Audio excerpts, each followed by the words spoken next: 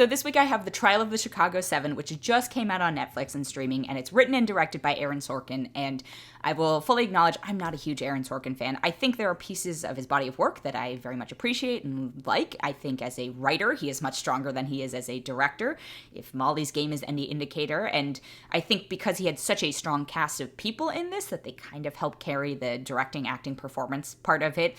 He's just got a really impressive bench of actors contributing to this. He's got Eddie Redmayne, Alex Sharp, Sacha Baron Cohen, Jeremy Strong, John Carroll Lynch, Yahya Abdul-Mateen II, Mark Rylance, Joseph Gordon-Levitt, Ben Shenkman, Frank Langella's in this, Michael Keaton. So you've got a very, very strong cast.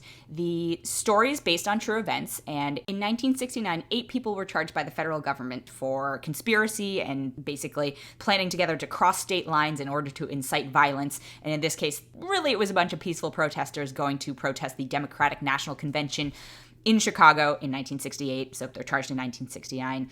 Again, based on true events, I am relatively certain we will get a film like this about 2020 at some point. Lots of the themes still carry today.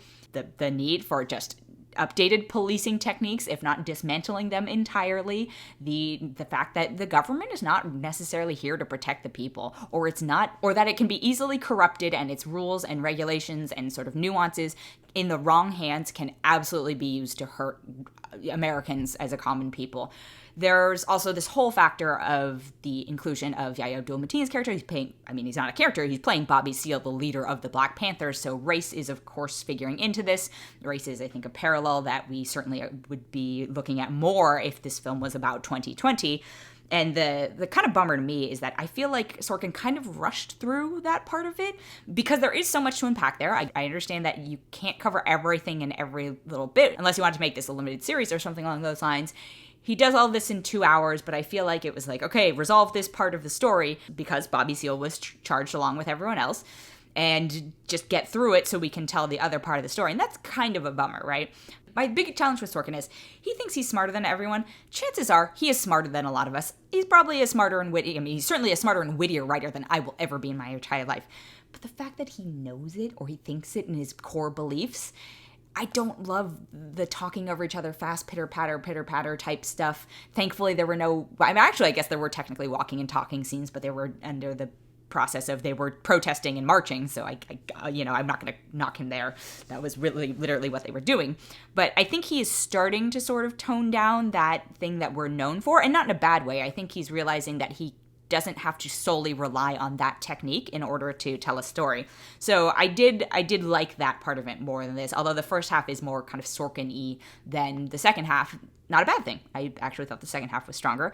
It made me very angry at points, in a good and a bad way, right? It made me angry at the subject material, and I think, to his credit, Frank Langella plays this judge who I just wanted to reach through the screen and punch, and the fact that that was a real judge. If anything, this should be a call to arms to, if you can still register to vote, please go vote early, make sure your ballot gets in. If you're a Californian like me, make sure it's in a real ballot box. It is timely. This is certainly a timely film. It's a frustrating film. I don't know if you'll feel super inspired coming out of it, but at least I appreciate that the protagonists, it did give, a couple of characters gave me hope, and I think that is something we very much need right now, although I don't know if the frustration factors in this, and they're well communicated, will outweigh the sense, any sort of sense of hope or resolution or etc. coming out of it. But I think it's worth a watch. What else are you going to do this weekend? It's on Netflix. I'm going to give it 3.8 out of 5.